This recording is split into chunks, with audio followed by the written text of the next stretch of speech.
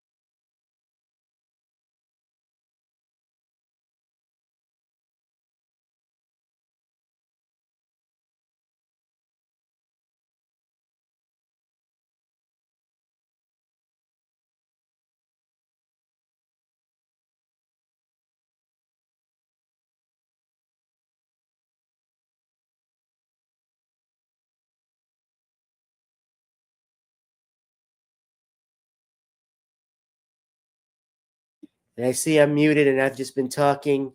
It's terrible. It's terrible, terrible, terrible. I'm sorry about that, people. That must be fake news trying to cut off my mic. But now you hear my beautiful voice and it's terrific. It's perfect, beautiful. What you saw earlier, though, what happened, especially when Trump got sued in New York, he had that civil fraud case that Letitia James, the attorney general, had brought against him. And there was a penalty. I don't believe Trump even answered it. I don't think he even showed up to court for that. And they found him liable. The appellate courts have thrown out that decision. And the penalty was $527 million.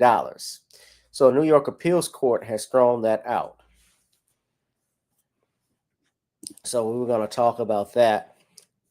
And so for a little more information, let's go here to courtesy of NBC News. I know they don't like it. CBS News actually said something about that. But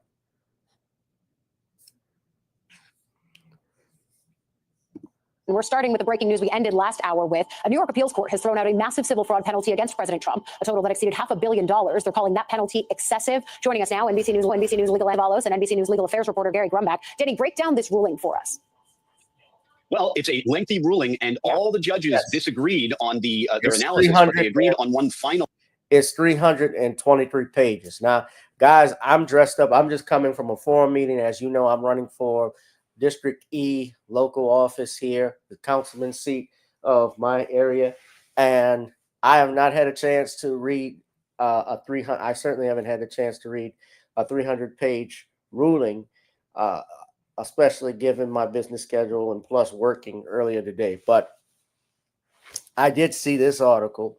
I did hear about this, and I'm going to finish playing. Fair use, by the way. Fair use. Decision, which was that this judgment against Trump was a fine within the 8th Amendment prohibition on cruel and unusual punishment and excessive fines.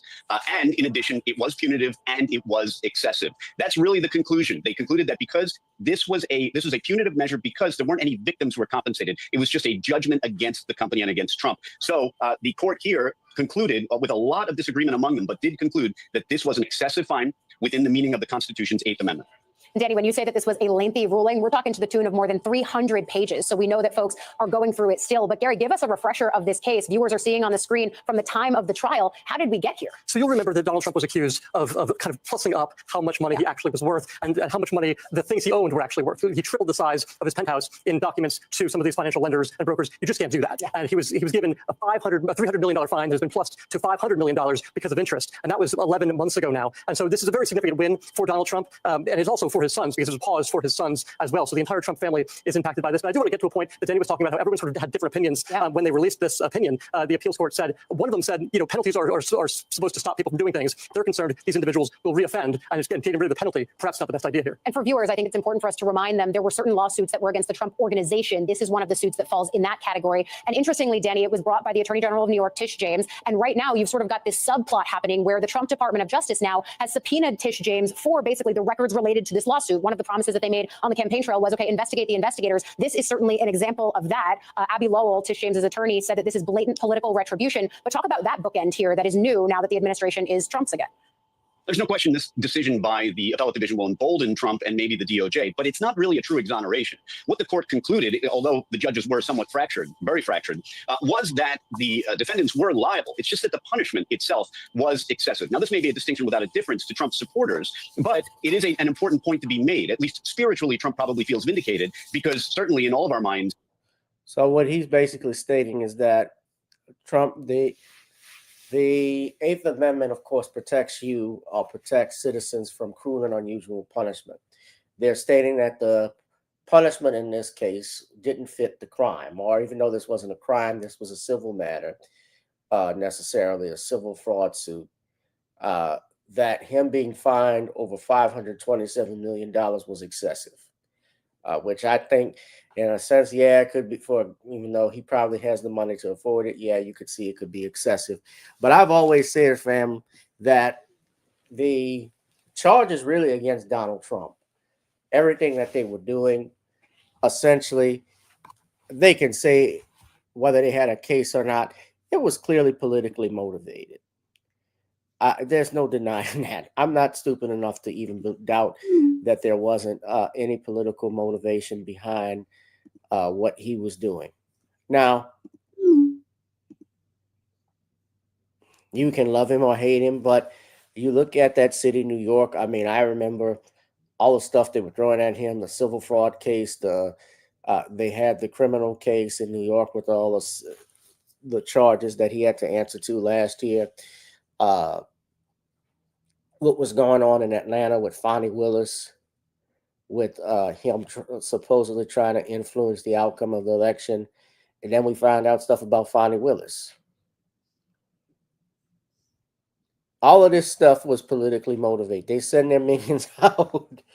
And of course, one of the reasons why I think Trump won, the American people are not as stupid as you think. His base, of course, is stronger than you think. People saw through that. And especially if you have no agenda, no platform, you're going to offer people, and all you're going to say is big bad Trump is going to get in, and you don't want this, and whoop-de-whoop-de-whoop. Everybody saw that. They were tired of it.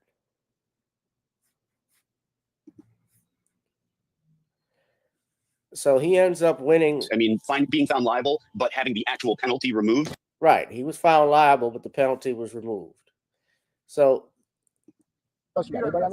this is Peter Navarro, who's Trump's top trade advisor. He was talking about the decision. Let's just see that. Out President Trump's $500 million New York civil fraud penalty that was prosecuted by Letitia James last year. Yeah. The appeals court says it was, quote, excessive. What's your reaction?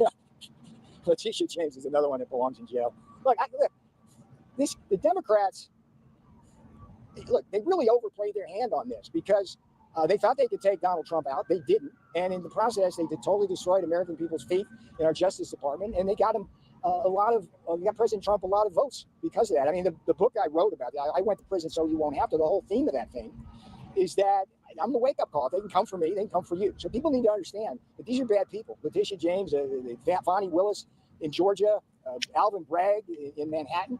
The question is, how coordinated were they? And that's a question that needs to be answered by an investigation.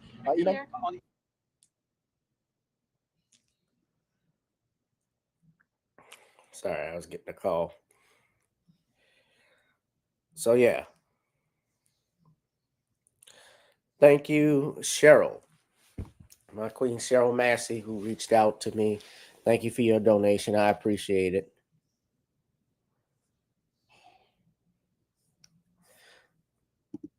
So you have that. So, yeah, that's something I want to talk about, that penalty being thrown out. Trump is coming up with a lot of stuff.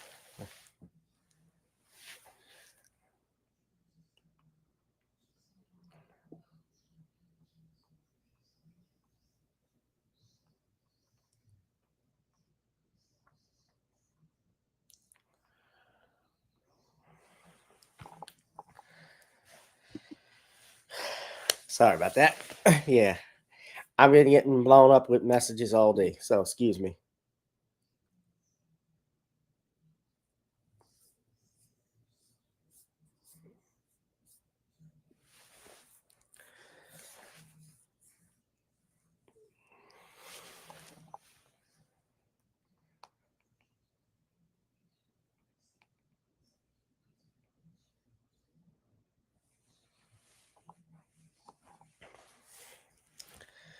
Yeah.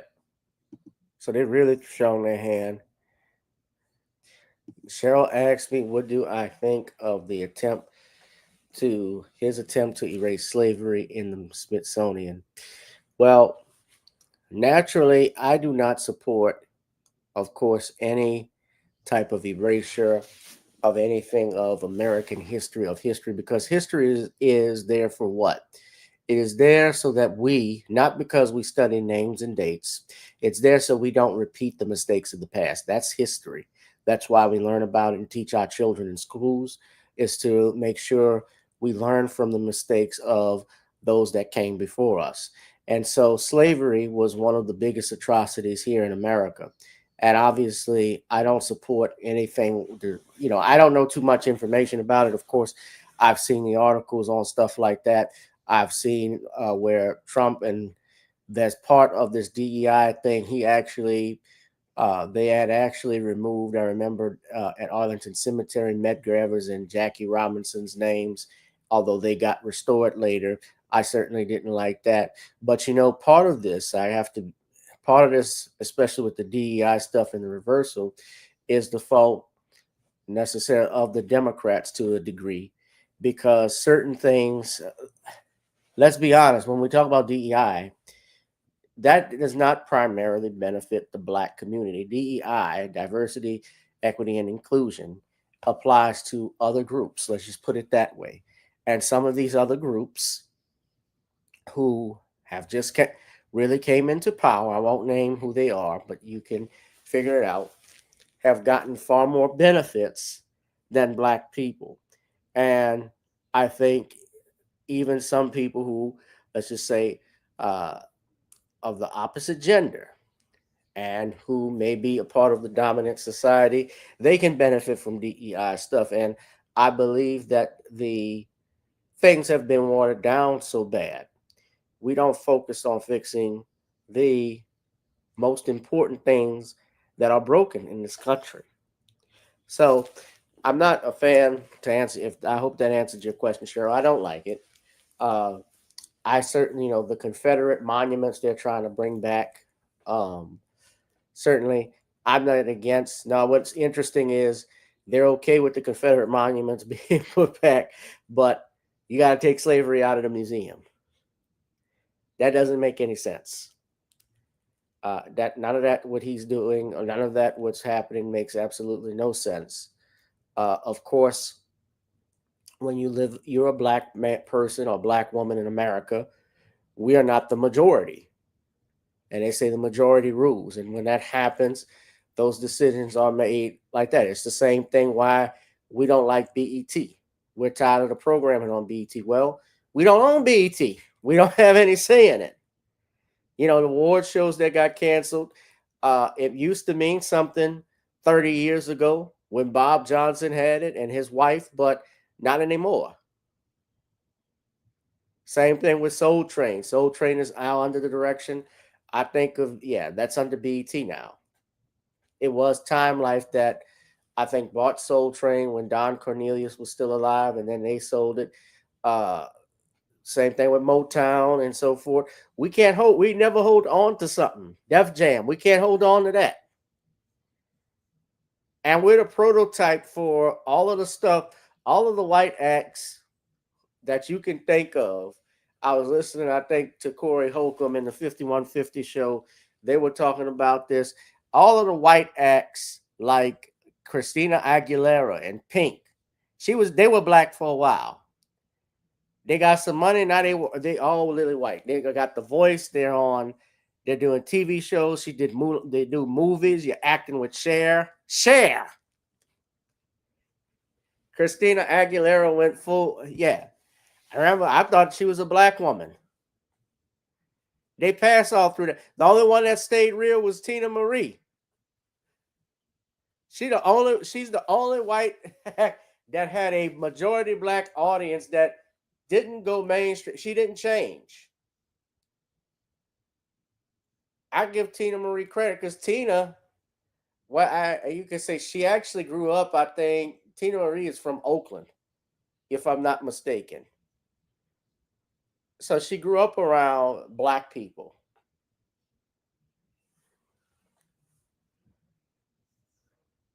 And all black, yeah. She understood stuff. She was Rick James' fiance for a time.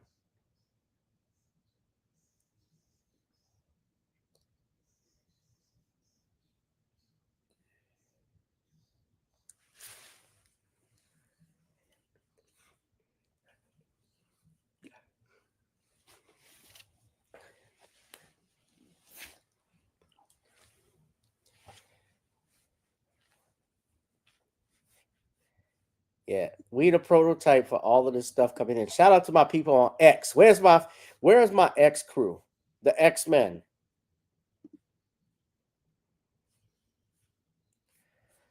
So I want to get into, so we're going to move on to this. Welcome, everyone. Shout out to you. So speaking of X, I went viral actually a few days ago.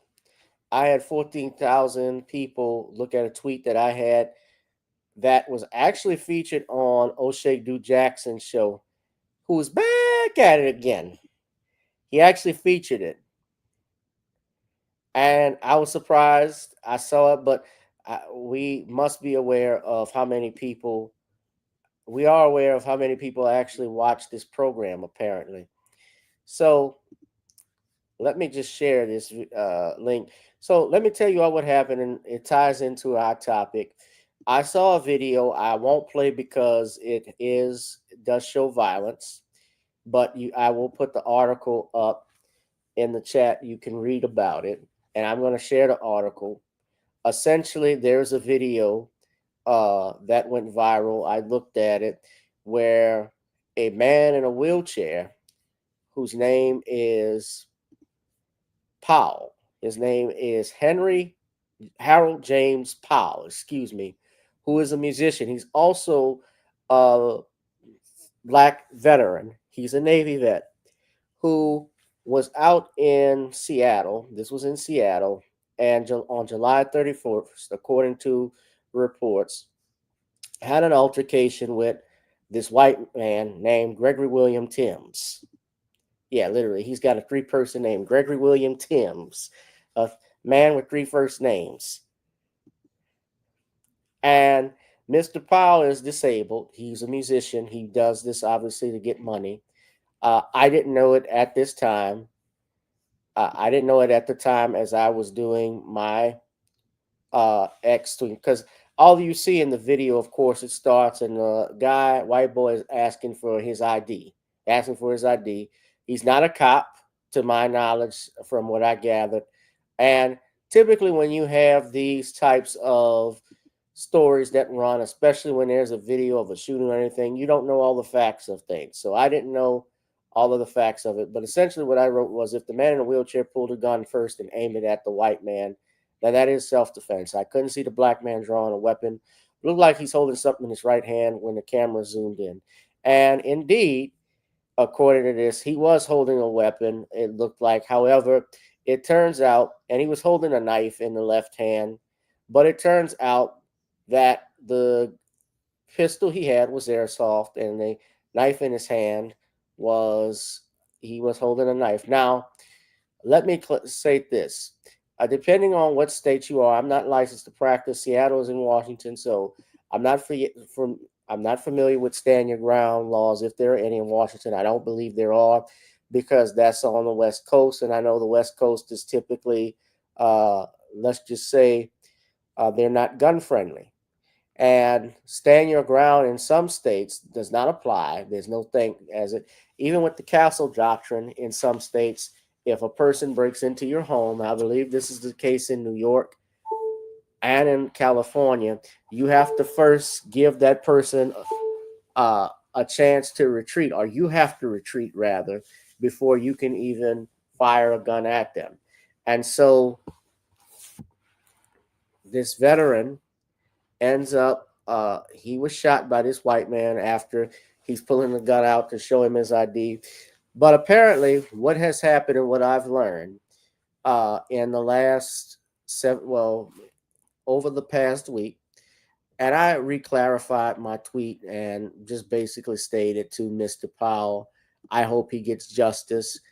Clearly it's not self-defense. If the person who fired the shot, regardless if Mr. Powell pulls a gun out, if he pointed at something, yeah, that's one thing. But if he did attack Mr. Powell beforehand and was being aggressive, and I saw the guy in the wheelchair from what it looked like he had a knife in, he's looks like he's trying to approach the man in an aggressive way. I thought initially it looked like self-defense, but and be clear, this is still has to be litigated in court. It hasn't. He's innocent till proven guilty for sure. But nevertheless, it looks like Mr. Powell apparently was the victim in this. And he fired a shot on July 31st in front of multiple witnesses. Although Gregory William Timms' attorney suggested it was self-defense, a judge found probable cause, and he's been charged with assault and robbery.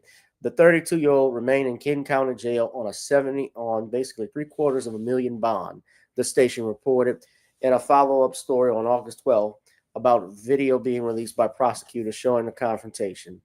So Timms is seen confronting Mr. Powell, an older musician who performs for donations along the waterfront. Prosecutors say Tim accused Powell of stolen valor. Stolen valor is when they state that you falsely claim that you served in the military and you didn't. So he's asking him for ID. And Powell, apparently, from what they're claiming, was opening up his wallet to take his and Tim took his veteran's patch from him. That's what prosecutors say. So I didn't see that part, and I didn't know, and that's what it looks like he did. And I noticed there's a part in the video where he does grab something from him. So I couldn't see that clearly, but that's when Mr. Powell armed himself with a knife. So if he took something from Mr. Powell's person, that could be considered a battery. Yes, regardless if it is a patch, it could be a coin, it could be a watch, anything that's from him's person, and he takes it by force, that can be considered a battery. A robbery. It's a battery as well, but most importantly, as a felony, it is a robbery. And he shoots this man in the chest. Luckily, Mr. Powell survived the gunshot wound. He's in stable condition from what I heard. Now, Tim, and you can see him here with his Hannibal Lecter self, was actually involved in an incident in 2020 when he crashed a van into Duval County Republican Party registration tent this was in Florida. Tim testified at the trial that it was just a prank and that it was never his intention to hurt anybody. However, he was found guilty and convicted of criminal mischief, but not 2 counts of aggravated assault on a person 65 or older. He served 60 days and sentenced to 60 days in jail with credit for time served. Now, Tim voluntarily showed police videos that he took before and during the incident. The arrest report stated in court, he said he went to Walmart to get some cigarettes and told the cashier he was thinking of flipping over the table in a tent. This is from the incident in Jacksonville. So I didn't even know this. So he had a prior incident.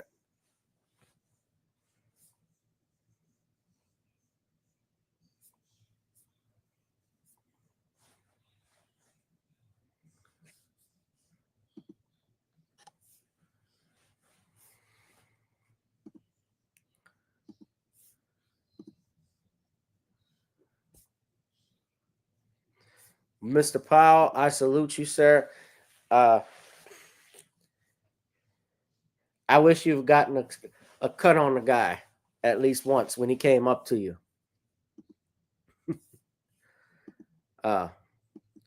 We got to reach out to Mr. Powell. Let's see if I can. There's a video on Mr. Powell. Hold up a second. I believe we have a video.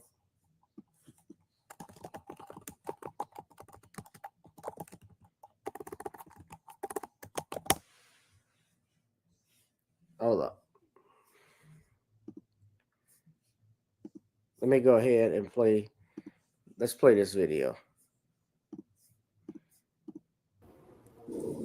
Well, the victim, his name is Harold Powell Sr. He's still recovering after being shot in the chest, and video captures the moment an encounter on the waterfront turned violent.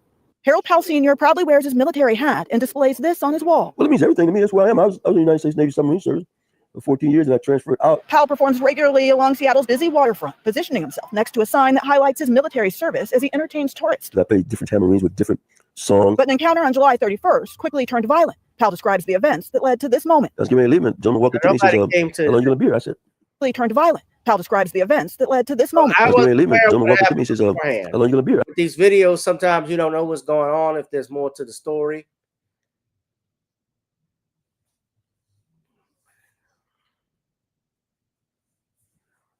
I said, I'm wrapping up.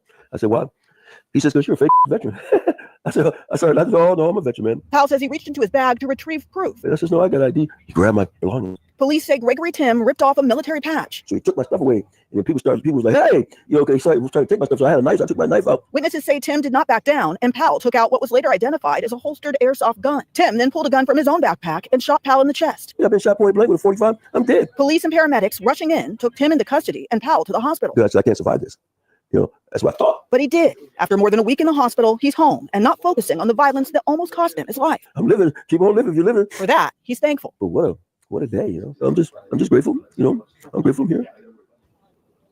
Now, because of the shooting, Powell is unable to work right now. His family has started an online fundraiser to help him with his recovery. Joyce. And has the suspect been charged in this case yet, Natalie?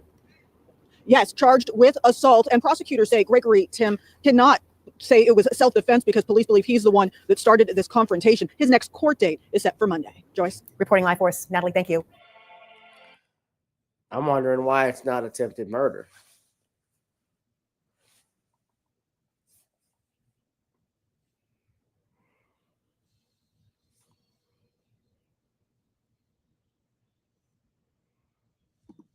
New at 11 o'clock, a man accused of shooting another man on Seattle's waterfront appeared in court this morning. Gregory Tim pleaded not guilty this morning to charges of felony assault. Prosecutors say that Tim shot the victim, a man in a wheelchair, after accusing him of pretending to be a member of the military. Police say during the altercation, the man in a wheelchair pulled out a knife and then pulled out an airsoft gun, and Tim pulled out a real gun and shot that man in the chest. Prosecutors say while both had weapons, Tim has no viable self-defense claim as he provoked the confrontation. Investigators reviewed several videos of the incident taken that day, and this morning the judge refused to reduce Tim's $750,000 bail.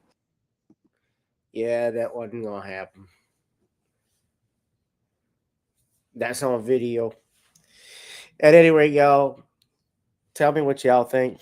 Of course, like I said, I salute to Mr. Powell. I mean, yes, everybody's presumed innocent till proven guilty. That's just a general rule I've always believed in. I support. But I support,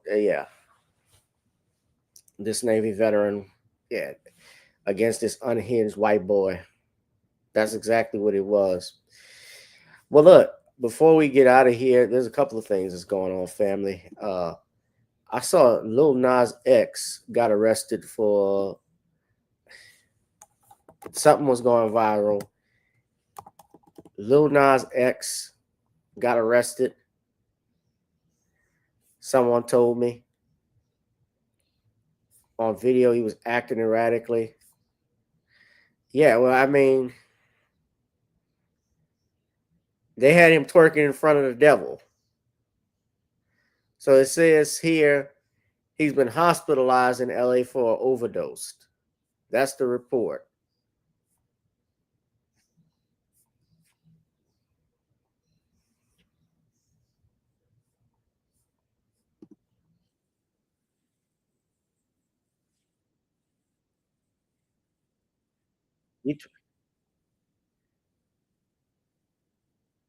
You twerk for the devil, and they put him in front of the devil. Uh-oh, somebody's gonna have to pay for that. Yeah.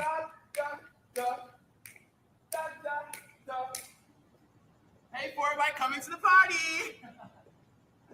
La, la, la. Yes, I am serving you. I am serving you. And you better be at that party tonight. Oh, yes. Yes. Yes. Yes, get my good side. Every side. And they're just recording. So wait, TMZ is right there. So TMZ, get the video again. This wouldn't surprise me. So Fox 11 said he was arrested.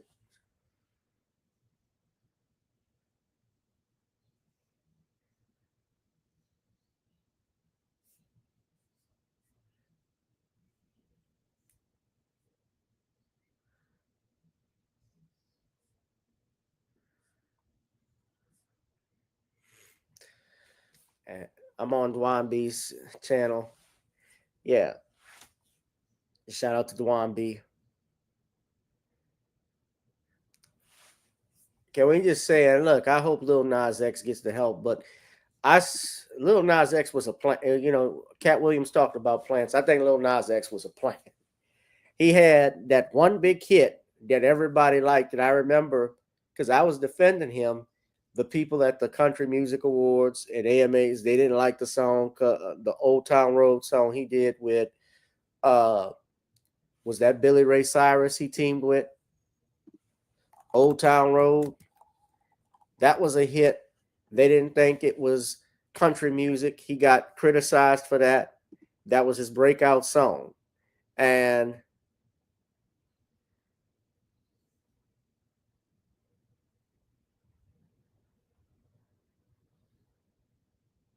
that put him on the map. That was in 2018. That was a big hit. And of course, with a lot of these things, especially blacks in country music, you know, it could be inherently racist. You know, that black artist who get into country like Beyonce did, they didn't like that. They still don't like that. And you had Lil Nas X. So I was supporting him, but then you started to see some of the other stuff he was doing slickly. And they had a few years ago him on a stripper pole going down to hell, twerking on Lucifer.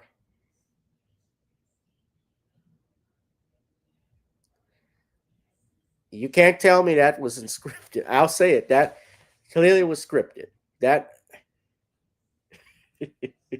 like I said, Plant. And the music his music wasn't all that afterwards. You know, he did the song with Jack. What's the white boy's name?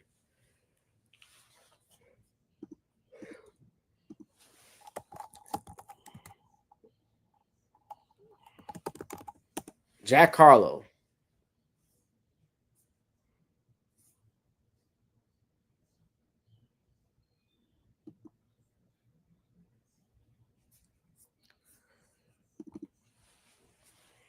Yeah, I remember that.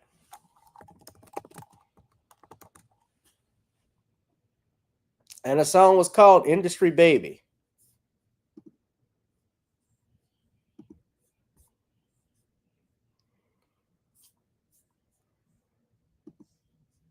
Agenda, ladies and gentlemen.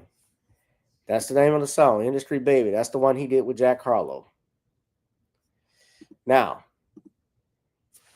I hope he gets the help he needs, man. If it was a publicity stunt, then I think that's even worse. But anyway, before I get out of here, I saw some news earlier I wanted to put on here. This is according to was on this podcast. I saw this on the Art of Dialogue, but I believe it was featured on another podcast earlier regarding Shedeur Sanders. Y'all know Shedeur Sanders was drafted by the Browns back in April. And there's been big talk about him, whether he's going to start or not. They announced that Joe Flacco, who is the older quarterback for the Browns, Flacco's been around since, I think, the late 2000s. I remember when Joe Flacco was with the Baltimore Ravens and won a Super Bowl. I can't remember the number, but it was in 2012 here in New Orleans. 40-something. Was it 47? I think it was 47. And Shedeur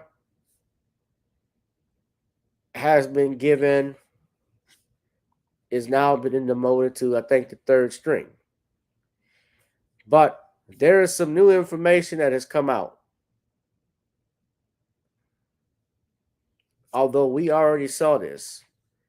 Legendary NFL running back, Hall of Famer, Eric Dickerson, came out and was on a podcast earlier.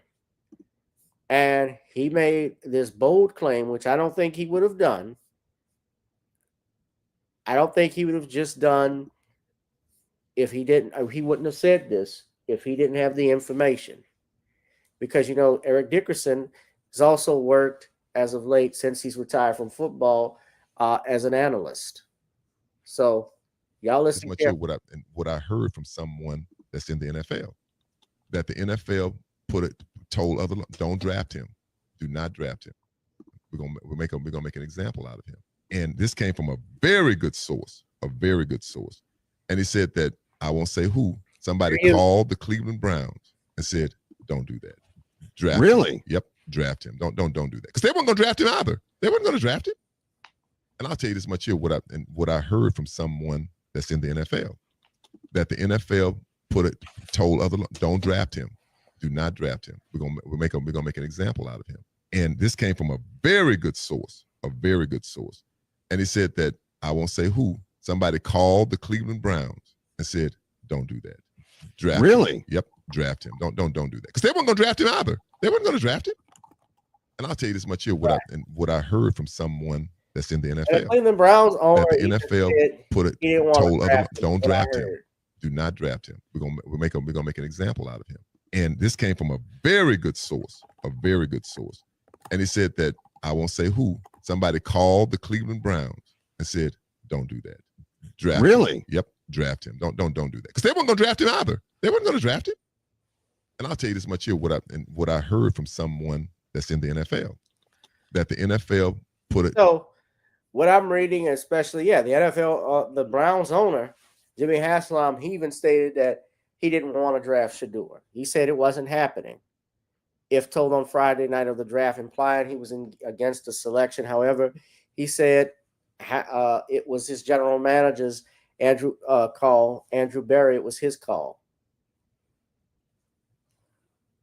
But they didn't want to draft him. Let's be honest. They didn't want to draft him.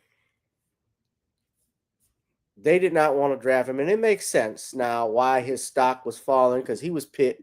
He was the 5th pick.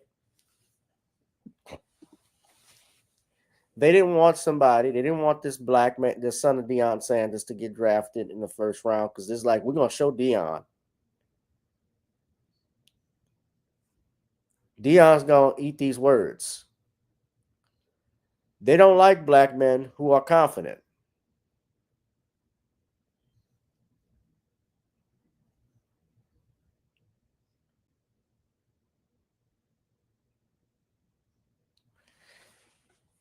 Black men who are confident, black men who have bass in their voice, going back to Jack Johnson, to Muhammad Ali, to Deion Sanders, to now Shedeur Sanders.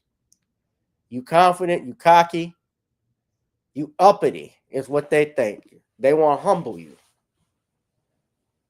White boys can do this. Tom Brady can yell and scream at his coordinator on the sideline. T.O. does it. It's a problem. He's problematic for the team. Larry Bird used to talk as much trash as anybody on the court. Larry Bird could back it up. I respected Larry Bird. You could talk garbage. You could talk trash. He backed it up. Ali, when he fought, he backed up. He would predict the round he was going to knock you out in. But this doesn't surprise me about the NFL owners. This doesn't surprise me because now I'm glad Dickerson came out with it. It makes sense. Not that I needed Eric Dickerson to say that, but the stuff we even saw to a degree with Colin Kaepernick. This is a good old boys club. The NFL has always been that way. Why do you think there are no black NFL owners? They couldn't even get Sweetness to be an owner in the NFL.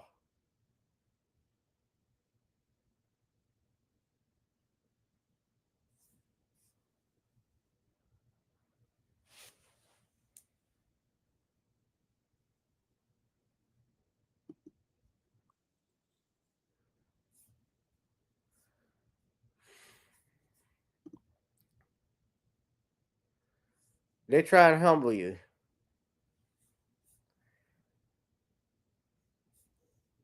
Made themselves look like a fool.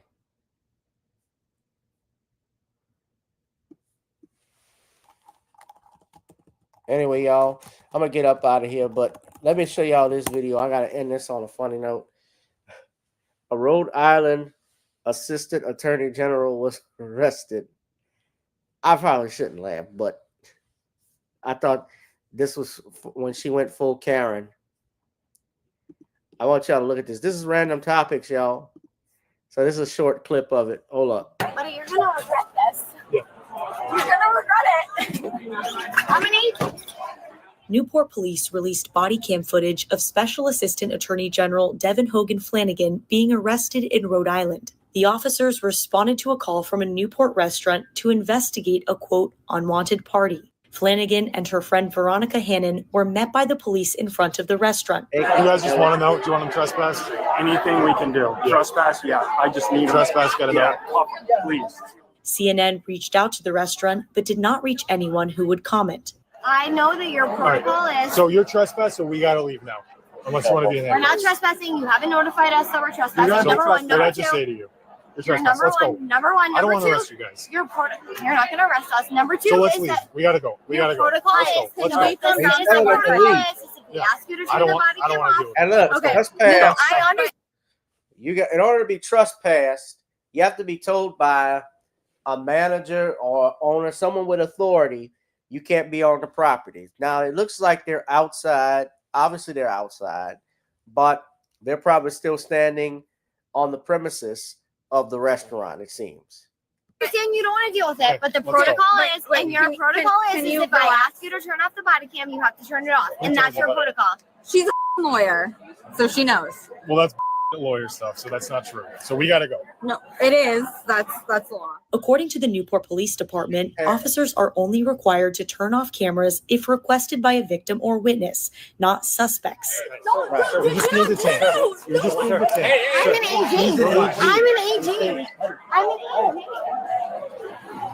What do you? What do you? What's wrong with you? What do You're you an AG. You're an have to inmate detain now. me for? You're being detained because you're not leaving. Because I'm what? You have. Can you relax? Sir, she's not doing anything wrong. She's not AG. leaving.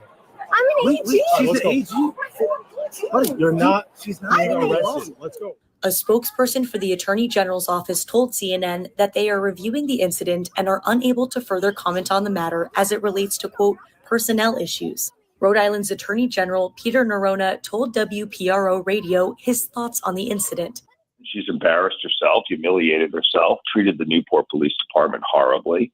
Just really hard to find and keep capable lawyers. And so you have to think, I just have to think really carefully about this one. But no question, there'll be a strong sanction here. Police say Flanagan is being charged with willful trespass. Flanagan's friend was arrested, and police say is being charged with disorderly conduct, willful trespass, and resisting arrest. CNN has reached out to both for comment. But you're gonna regret this. If you watch the full video, because I was watching the full video, the friend actually fights the officers off. She doesn't swing or nothing, but Let me tell you something. Get the hell out of here. Honey, just seriously. No, I'm an AG. No. watch. He actually fights. Yep. Right here. It's okay. Just go I'm right for it. here. Nope, I'm right here. She pulls out. I'm right here. Come on, Dave. Pulls out of the cuffs. Y'all saw it? Get back. Get cuffs. Yep. I'm right here. It's okay. Just go I'm right here. No, I'm right here. I'm right here. Come on, Dave. No. All right. Babe, I'm right here. No, Right babe, please, I'm scared. I'm right here. Please stop doing this. Please stop doing this. No, I'm not gonna find those. I'm after. I'm right here. No. Okay. No, My please friend gotta don't. get It's my more friend. time with her. I'm right here. No, Right here. no, babe. I'm right here. Babe. I'm right here. No, babe. Relax. No, Relax. What's wrong with you? Relax. We don't want to put you in handcuffs. Let's go. Let's go. Go. No, babe. Listen, you're overreacting. You're adding charges. No. Please take my hands up. Please take them out of handcuffs. No, please take them. You were overreacting. You didn't have to have this happen. Get in the car. No. Babe, no. I got you, Jay. I'm right here. Get in the No. car. Just put her in. No. Get back, bro. In the car. No. Get your feet in the car. I'm right here. Get your feet in the car. Get your feet in the car. Babe, I'm right here.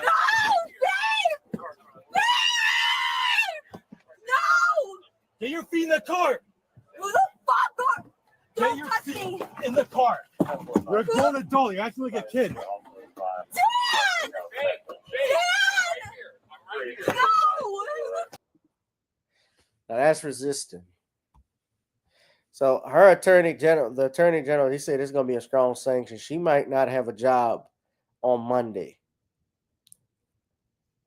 Not gloating over that, but yeah. And she kept telling him, I'm an AG. Her friend is saying, I'm an AG. Like you're flexing your job. Yeah, they don't. That's going to be something else.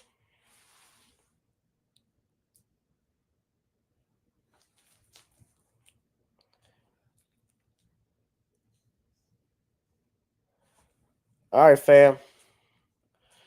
I'm going to wrap this thing up. Y'all be safe and be blessed. Yeah, that was Cheryl. Shout out to my family on Rumble, X, and everyone else on ScrewTube. Be one, be safe, and be blessed. I'll holla. Peace. Make sure. Oh, thank you, Cheryl, for your contribution. Anyone else? You love me for my time, pay me for my time. Thank you for dropping your stuff in the Cash App, PayPal, or Zelle. Monday, I'm going to be at a forum for the Urban League at the Franklin Avenue Baptist Church. So please come on out, ladies and gentlemen, if you're in the New Orleans East area. I'm going to make this area be something again. All right? I'll holla. Peace. Whoever you are, wherever you are, hope you are blessed and doing safe. Ladies and gentlemen, greetings, family.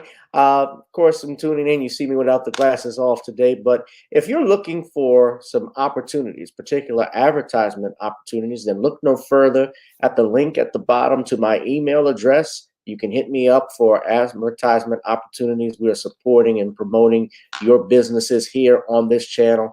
You can also, if you would like to donate and subscribe to our Patreon, a link is at the bottom as well.